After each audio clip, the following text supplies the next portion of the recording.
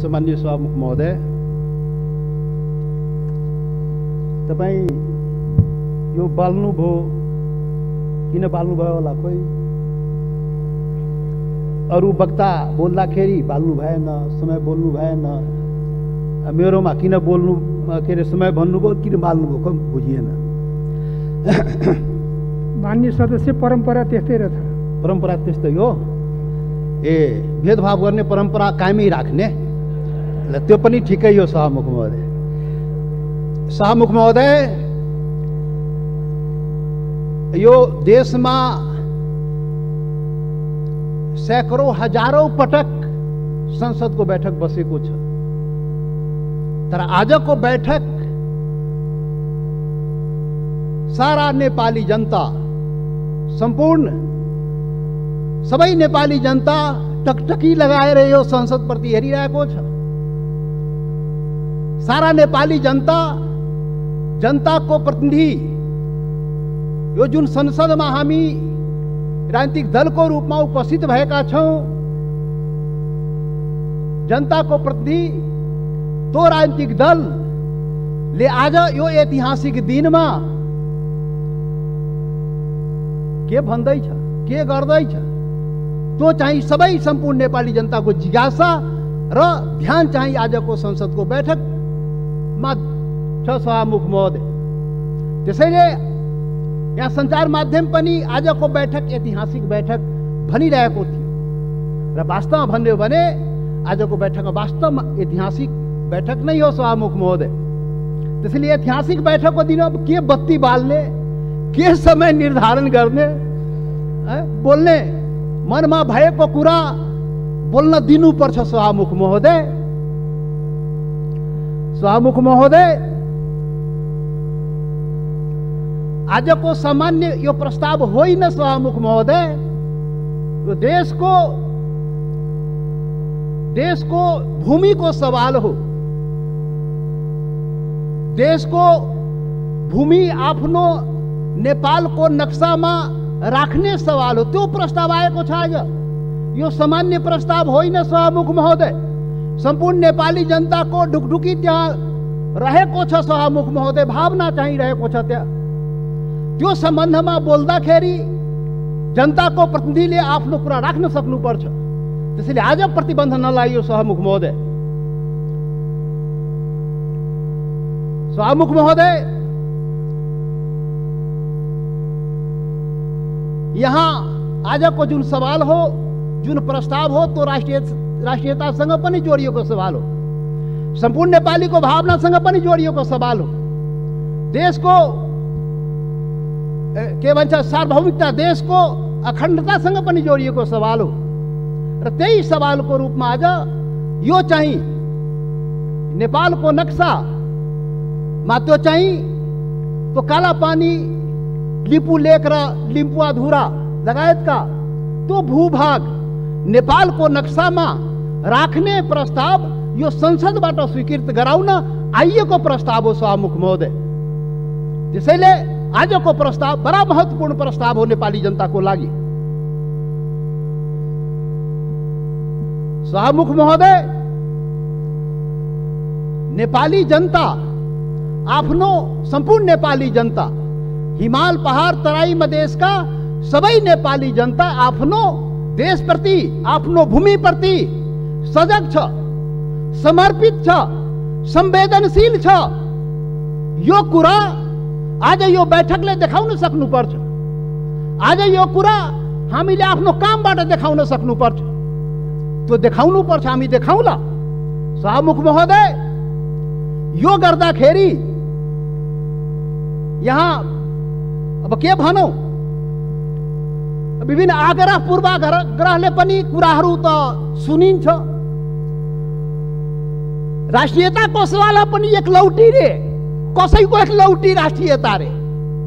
राष्ट्रियताको सवाल आउँदाखेरि त्यो मधेसीले राष्ट्रियताको कुरा गर्छ र? गर्दैन नि। अरे राष्ट्रियता कसैको एक लौटी होइन, याद गर्नुहोस्। सभामुख महोदय, म सबैलाई आग्रह गर्न चाहन्छु, राष्ट्रियता भनेको सबैको सम्पूर्ण नेपाली जनताको नेपाली राष्ट्रियता हो, कुनै एउटा वर्ग, एउटा जाति, एउटा समुदाय, एउटा क्षेत्रको राष्ट्रियता हुनै सक्दैन। यदि त्यस्तो राष्ट्रियता भयो भने त्यो पङ्गु राष्ट्रियता हो। त्यो राष्ट्रियता चाहिँ काम लाग्दैन। त्यो राष्ट्रिय एकतालाई सबल गर्न सक्दैन, बलियो पार्न सक्दैन शाहमुख महोदय। त्यसैले आजबाट राष्ट्रिय एकताको परिभाषा, राष्ट्रियताको परिभाषा र राष्ट्रवाद, राष्ट्रघातको परिभाषा ठिकसँग व्याख्या गरिनुपर्छ र बुझिनुपर्छ शाहमुख महोदय। शाहमुख महोदय, म धेरै आज म केही कुरा राखौँला, समय अलि लिउँला तपाईँको, र यो पनि देश र जनताकै हितमा हुन्छ, राष्ट्रिय एकताकै लागि हुन्छ, राष्ट्रियताका लागि बलियो बनाउने काम हुन्छ, जुन आज म विचार राखिरहेको छु शाहमुख महोदय। शाहमुख महोदय, यस्तो संवेदनशील घडीमा एकता देखाउने हो। नेपाली जनताले आफ्नो एकता नदेखाए आफ्नो सवालको लागि, आफ्नो भूमिको लागि त कसले देखाइदिने हो? नेपाली जनताले नै देखाउने हो र नेपाली जनताको प्रतिनिधिमूलक संस्था, यो प्रतिनिधि सभाले देखाउने हो।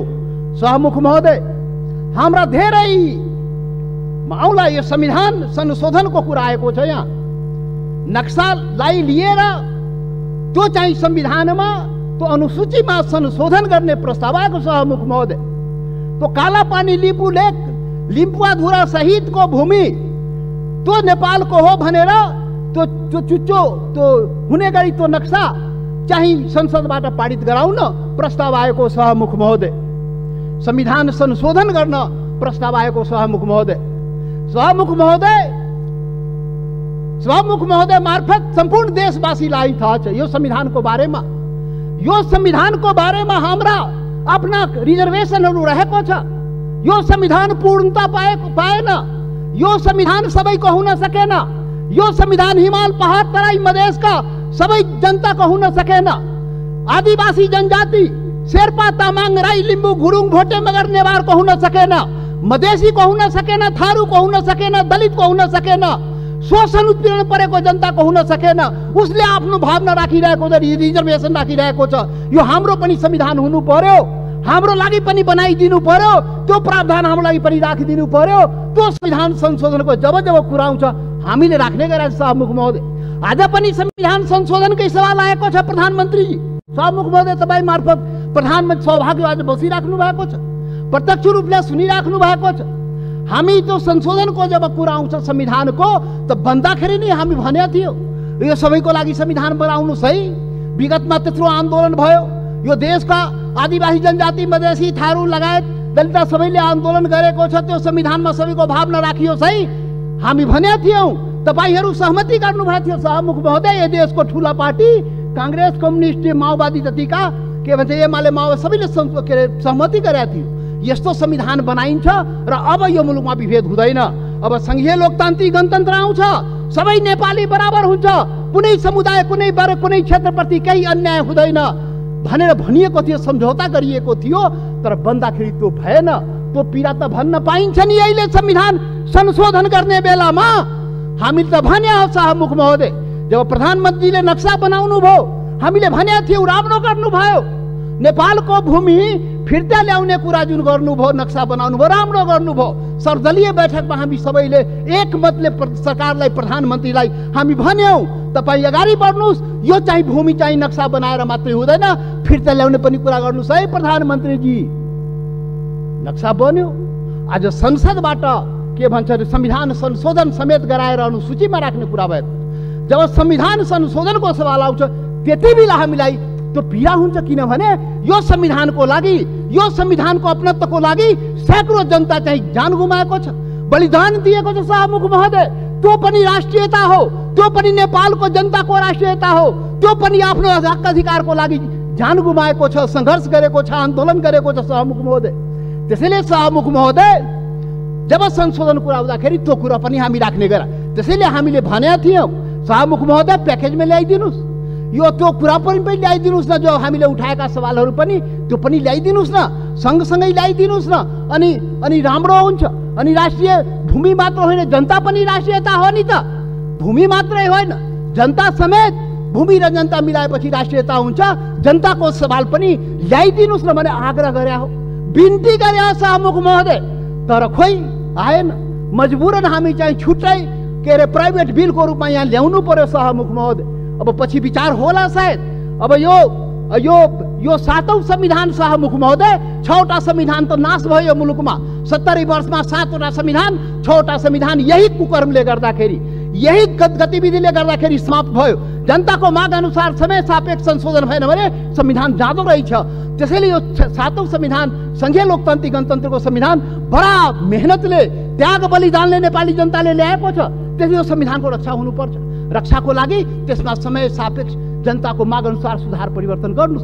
बाइबल कुरान गीता नबनाउनुस्। अब प्रधानमन्त्रीले अचित आवश्यकता भन्नुहुन्छ, खोइ अब कहिले अचित आवश्यकता हुने थाहै छैन।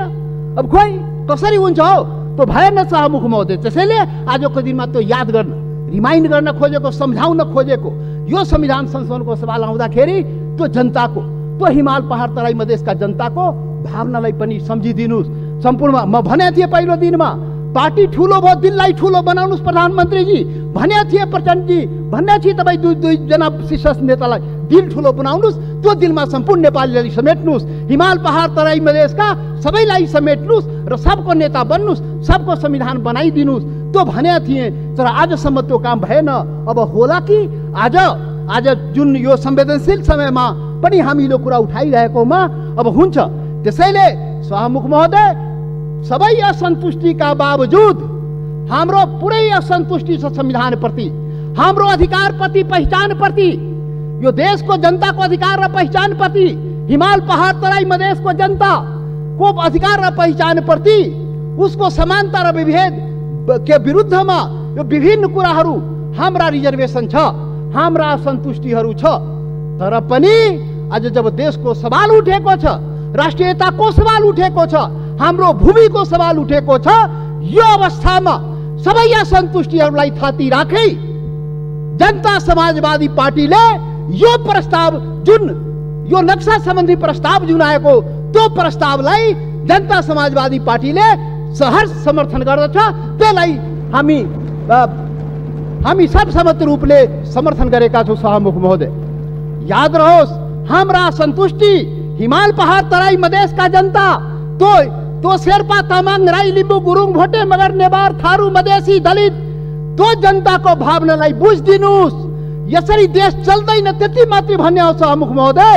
यसरी देश नचलाउनुहोस्, यो सबैको देश हो।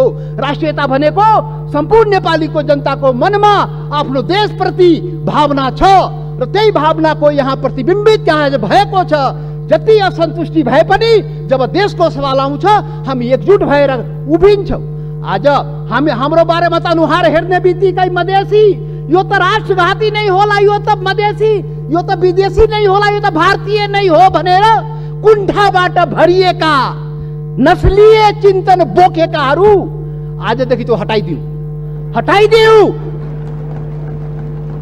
नेपाली सीमाको रक्षा ने प्रत्येक मधेसी सेना भएर सीमाको रक्षा गरेको छ सभामुख महोदय। नेपालको सेना त्यहाँ बस्नु पर्दैन। मधेसी जनता त्यो सीमाको रक्षा गरेको छ, इमानदारीसँग गरेको छ। तपाईँ विभेद गरे पनि, तपाईँ अन्याय गरे पनि, सरकारले विभिन्न प्रकारले उसलाई पीडा पुर्याए पनि आफ्नो सीमाको रक्षाको लागि लडेको छ, मरेको छ। त्यसैले सभामुख महोदय, यहाँ अब यो जनता समाजवादी पार्टी अब भर्खर हामी एकता प्रक्रियामा पुरा पनि भएको छ, निर्वाचन आयोगमा गएको छ, एक भइसकेर यो वैकल्पिक शक्ति निर्माणको लागि, राष्ट्रिय शक्ति निर्माणको लागि हामी प्रक्रियामा अगाडि बढिसक्यौँ सभामुख महोदय। अब अन्तमा सभामुख महोदय, अब तपाईँ लाइन त नकाट्नु होला, अब अन्तमा आइसके। सभामुख महोदय, एउटा कुरा देशवासी जान्न चाहन्छ, ल यो फेरि राष्ट्रघाती यो देशमा हुने हो कि? यो राष्ट्रघाती को हो यो देशमा? पहिचान गर्नु पर्यो। यो राष्ट्रघाती हो को यो देशमा? देश बेचुवाहरू को हो? अरे देश बेचुवाको खोजी हुनुपर्ने नेपाली जनताले त्यो पनि खोजिरहेको छ। अरे त्यो त हाम्रो छँदै थियो नि, त्यो जमिन, त्यो काला पानी लिपु लेक लिम्बुवा धोरा सहितको नक्सा त नेपालको नक्सामा त थियो 58 वर्ष पहिले। अरे कुन देश बेचुवाले देश बेच्यो? श्वेत पत्र खोइ जारी गरेको, श्वेत पत्र जारी गर्नु पर्दैन। टुडी खेलमा राष्ट्रघातीलाई झुन्ड्याउनु पर्दैन, ढाकछोप गर्ने। अरे सभामुख महोदय, महाकाली सन्धि हुँदाखेरि, अरे 25 वर्ष पहिले महाकाली सन्धि भएको थियो र यही संसदबाट पारित गराइएको थियो। त्यो महाकाली सन्धि कसरी भयो? अरे त्यसमै थियो नि महाकाली सन्धिमा लिपुले काला पानी लिम्बुवाधुराको महाकालीको स्रोत, त्यो नदीको स्रोत मुहान कता, त्यो क्लियर भएको भए त हाम्रो जमिन मिचिन थियो र किन भएन? यही संसदबाट पारित गराइएको थियो। कसले पारित गरायो? कसले सम्झौता गर्यो? कसले पारित गरायो? म त सुनेको छु, त्यति बेला म सांसद थिइन, पार्टी पनि फोरेर पारित गराइयो भो। अरे कस्तो राष्ट्रवादी काम गरे हो? महाकालीलाई संसदबाट पारित गराउँदाखेरि त्यो मुहानको चाहिँ, महाकालीको मुहानको चाहिँ पत्तो नलाउने र त्यसलाई चाहिँ संसदबाट पारित गर्ने। त्यसैले राष्ट्रघातीको पहिचान हुनुपर्छ सभामुख महोदय। सकिनै लाग्यो सभामुख महोदय, यो राष्ट्रवादी कुरा हो, यो खोखला राष्ट्रवादी कुरा होइन। यो राष्ट्रघातीलाई पर्दाफास गर्नुपर्छ नेपाली जनताको बीचमा। को राष्ट्रवादी हो यो देशमा? राष्ट्रघाती, मधेसीलाई राष्ट्रघाती भन्ने, मधेसीलाई राष्ट्रवादी नभन्ने। मधेसी जनता, यो देशको मधेसी जनतालाई त्यसरी औँला ठुराउने काम कसैले नगरोस् राष्ट्रवादको मामलामा। सभामुख महोदय, कतिचोटि अग्नि परीक्षा दिने हो, कतिचोटि प्रमाण दिने हो हामी? यस्तो अग्नि परीक्षा नलिनुहोस् सभामुख महोदय। सम्पूर्ण नेपाली जनतालाई आज म यो रोस्टमबाट आग्रह गर्न चाहन्छु, यस्तो अग्नि परीक्षा नलिनुहोस्। त्यो मधेसी जनता त्यो प्रति अन्याय नगर्नुहोस्, यो देशको आदिवासी जनजाति प्रति अन्याय नगर्नुहोस्, त्यो थारूमाथि अन्याय नगर्नुहोस्, त्यो दलितमाथि अन्याय नगर्नुहोस्। कुटी कुटी मारिदियो त दलितलाई। माननीय सदस्य, तपाईँ बोल्दै गर्दा थाहा भएन, मैले 7 मिनेट समय थपेँ। म सकिहालेँ, 1-2 मिनट सकिहाल्छु। त्यसैले सभामुख महोदय, यति संवेदनशील समयमा पनि सभामुखले मलाई 2 चोटि टोकिसक्नुभयो। कसरी हुन्छ खोइ बुझ्न सकिएन, लकीर का फकीर। अब प्रधानमन्त्री बन्नुपर्छ समय किटान नहुनलाई। यहाँ प्रधानमन्त्री भएर उहाँ प्रचण्डजी र देउपाजी बोल्दाखेरि समय किटान नहुन, किनभने प्रधानमन्त्री रे। अब जनता समाजवादी पार्टी यो देशको प्रधानमन्त्री भएर अनि रोस्टमा आएपछि बल्ल त्यो समय पाउने भयो सभामुख महोदय। ठिक छ, त्यो पनि देखाउला, त्यो पनि नेपाली जनताले देखाउँछ। वेट गर्नुहोस्। अब राष्ट्रवादी राष्ट्रघातीको पहिचान पनि नेपाली जनताले गरेर त्यसलाई टुडी खेलमा झुन्ड्याउनु पर्यो, श्वेतपत्र जारी गर्नु पर्यो प्रधानमन्त्रीजी, सरकारलाई हाम्रो आग्रह। त्यसैले अन्तमा अब सभामुख महोदय, अब हात जोडेर प्रधानमन्त्रीलाई के म प्रार्थना गरेको भने, यो कागजमा कोरेर नेपाली जनता पाउँदैन। त्यो जमिन चाहियो के, त्यो जग्गा चाहियो नेपाली जनतालाई, भूमि चाहियो। यो चाहिँ समय, यो लोड सेडिङ जस्तै बत्ती आए गए जस्तै नक्साबाट उडाइदिने, फेरि राखिदिने, अनि कुर्सी बचाउनलाई राख्या हो कि के हो त्यो पनि मान्छेले भन्छ। के हो अब के हो? त्यसैले सभामुख महोदय, त्यो जमिन फिर्ता ल्याइदिनु पर्यो प्रधानमन्त्रीजी। सरकारले वार्ता गरेर फेरि वार्ता हेर्नु सभामुख महोदय। यो बडा संवेदनशील कुरा म भन्दैछु। नेपाल भारतको सम्बन्ध सिंहदरबार र दिल्ली दरबारले बनाएको होइन, याद गर्नु होला। यो देशको प्रधानमन्त्री केपी ओली र मोदी, नरेन्द्र मोदीले बनाएको सम्बन्ध होइन, यो दुई देशको जनताको बीच बनेको सम्बन्ध, हजारौं वर्षदेखि बनेको सम्बन्धको कडी हो। त्यो हर प्रकारको सम्बन्ध जनताको बीचमा छ, खुला सीमा छ। करोडौं जनता जो तपाईको जनता, मधेसको जनता हो, त्यो त्यसको उपभोग गरिरहेको छ। ऊ आफ्नो दाल नुन चिनी कसरी आउने हो, दवादारको त्यो आफ्नै स्तरबाट त्यहाँबाट ल्याउँदो रहेछ। नेपाल सरकारलाई थाहा नभए, मतलब नभए पनि चलिरहेको छ। त्यो सम्बन्ध हो, विशेष सम्बन्ध हो। त्यसैले वार्ता राम्रोसँग गर्नुहोस् र भूमि फिर्ता ल्याउनुहोस्, वार्ताको माहौल बनाउनुहोस्, वातावरण बनाउनुहोस्। यहाँ संसदमा उल्टा पल्टा कुरा गरेर सम्बन्ध के छ माहौल बिगारेर त चाहिँ अलि अप्ठ्यारो भइजान्छ सभामुख महोदय। त्यसैले त्यो चाहिँ वार्ताको माहौल बनाएर हामीलाई जग्गा फिर्ता चाहियो, नेपाली जनतालाई के अरे यो जग्गा फिर्ता चाहियो। त्यसैले अब जनताले के भन्छ भने, यो कोरोनाको अवसरमा जनताको जीवन रक्षा नगर्ने सरकारले हाम्रो भूमिको रक्षा गरिदिन्छ भने जनताले भनिरहेको छ। त्यो चुनौती तपाईको अगाडि छ। जनताको जीवनको रक्षा पनि गर्नुपर्छ, हाम्रो भूमिको रक्षा पनि गर्नुपर्छ। धन्यवाद।